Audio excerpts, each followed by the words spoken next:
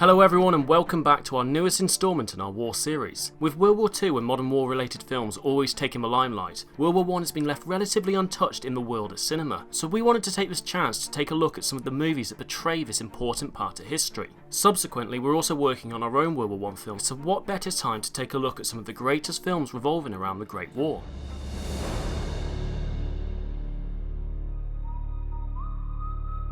Number 12, They Shall Not Grow Old. At any given moment, we can expect to be shelled. You've got very little protection against that. And then you'd hear a mild pop as the gun fired 5 miles away.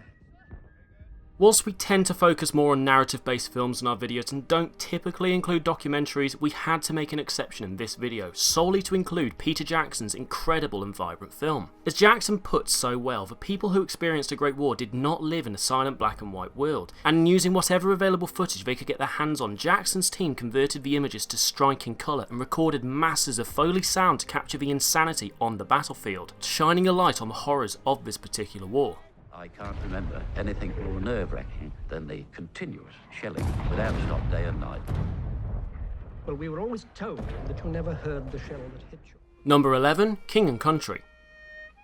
The film, adapted from John Wilson's play, tells the story of a British soldier played by Tom Courtenay who suddenly decides to abandon the war. For his desertion, he is put on trial. The trial itself is the focus of the film, and the locale adds to the insane drama unfolding. The mere idea of killing one of your own soldiers on the spot simply because they couldn't will themselves into the fire is a nonsensical reality, and is just one of the many horrors of the war. And the film sees its merits argued until the final moments. Yeah, when you were arrested by the military police near Calais.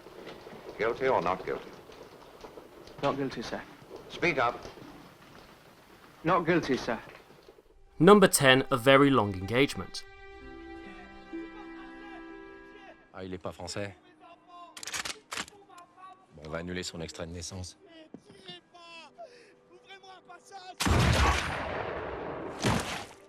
This French film starring Audrey Tautou follows a woman named Mathilde as she searches for a beloved fiancé who has disappeared from the trenches of the Somme during the war. Her fiancé was convicted of trying to escape military service and sent to no man's land to meet his end at the hands of the Germans. However, Mathilde refuses to believe her fiancé is dead, and through her investigations and battlefield flashbacks, the viewer discovers the brutalities and atrocities of World War I.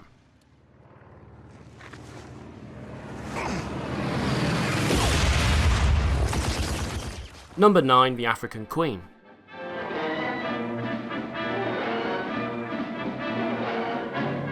Warum landen Sie nicht? Sie landen wahrscheinlich am unteren Steg.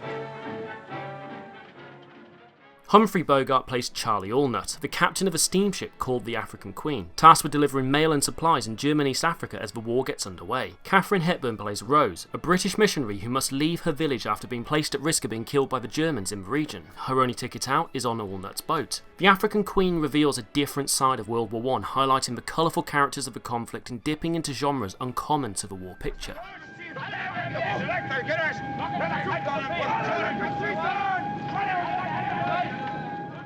Number 8, La Grangiera. This bitter Italian satire of the First World War, in which a comically bumbling duo played by Vittorio Gassman and Alberto Sordi reluctantly stand up to fight, won the Golden Lion at the 1959 Venice Film Festival, despite an initial campaign to ban it. Director Mario Monicelli's film may at first appear comedic in tone, but as it progresses it tackles the grim horrors of the trenches and examines the darkness of the innocent civilians being sucked into the brutality of a war which killed over 500,000 soldiers in Italy. Number 7, The Big Parade.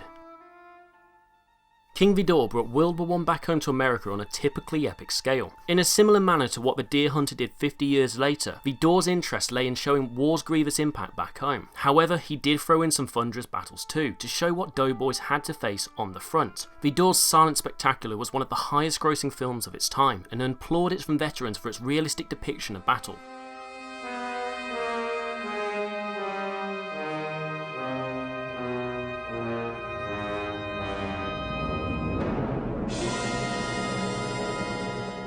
Number 6, Gallipoli.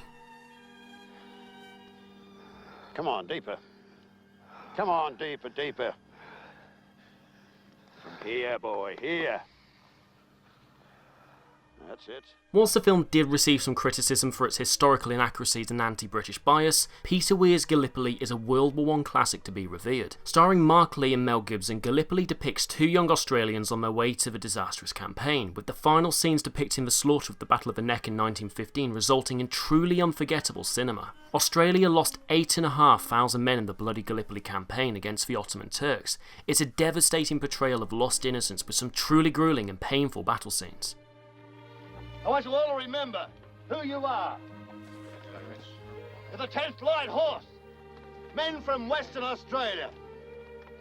Don't forget it. Good luck. Number 5. Le Grand Illusion.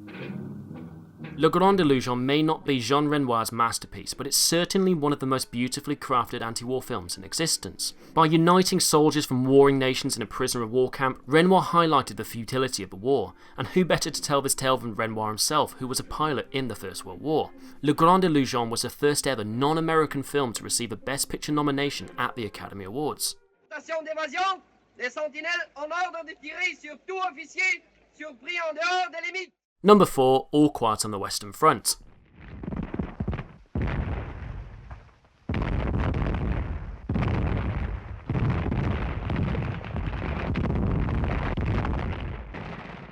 "1930s All Quiet on the Western Front" is a classic not only within the war genre but filmmaking itself. Directed by Louis Milestone, the film's depiction of World War I was groundbreaking. From their initial patriotic nationalist feeling, a group of young Germans lose their lives amid the carnage of the Western Front. With the film veering away from the Allies and focusing instead on the Central Powers and on the physical and mental duress of German soldiers in the trenches, All Quiet on the Western Front is an impactful and very different kind of war film.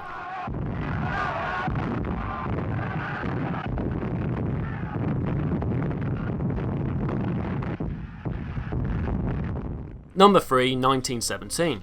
Deliver this to Colonel Mackenzie. It is a direct order to call off tomorrow morning's attack. If you don't, it will be a massacre. We will lose 2 battalions. 1,600 men, your brother among them. As we said in the intro, World War I has always been heavily untouched in the world of recent cinema. However, Sam Mendes' pulse-pounding thriller has changed all of that and has all the makings of an all-time great. The story is a race against the clock as Lance Corporal Blake and Schofield are given daunting orders to travel by foot across enemy territory to call off an attack to prevent the slaughter of 16,000 British soldiers. With a riveting score from Thomas Newman and stunning cinematography that saw Roger Deakins win his 2nd Oscar, 1917 is an immersive experience unlike any war picture in recent years and should endure as a modern classic.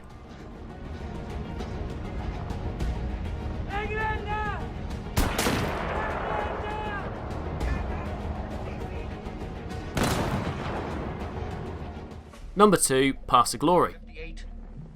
78. Batteries 1 and 2 to commence firing on coordinates 32, 58, 78. Over.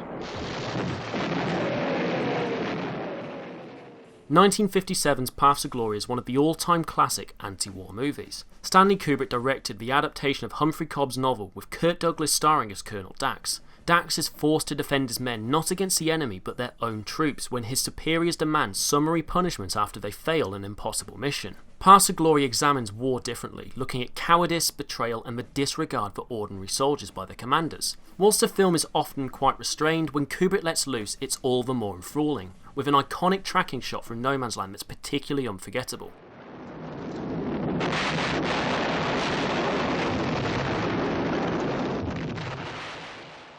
Before we reveal our number 1 film, here are some honourable mentions that just missed the list. Wings,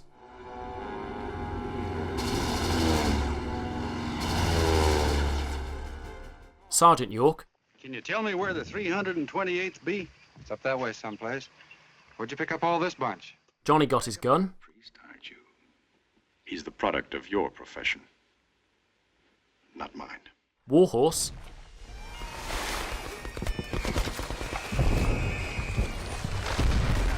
Joyeux Noël, My men will remove the bodies of the men killed last week, so that you can bury them.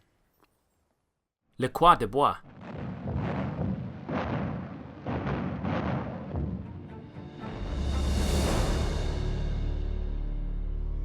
Number 1. Lawrence of Arabia.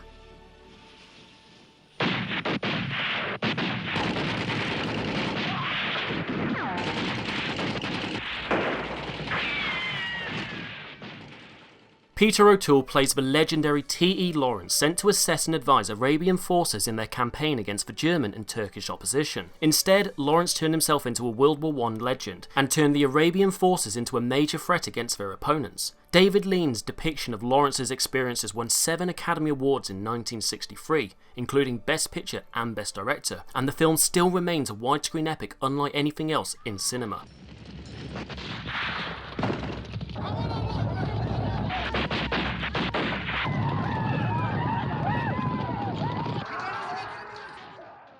Make sure to check out the teaser trailer for our upcoming World War I film if you have the time, and hit the subscribe button for further updates regarding the project, and of course, for new weekly content. Thank you for watching.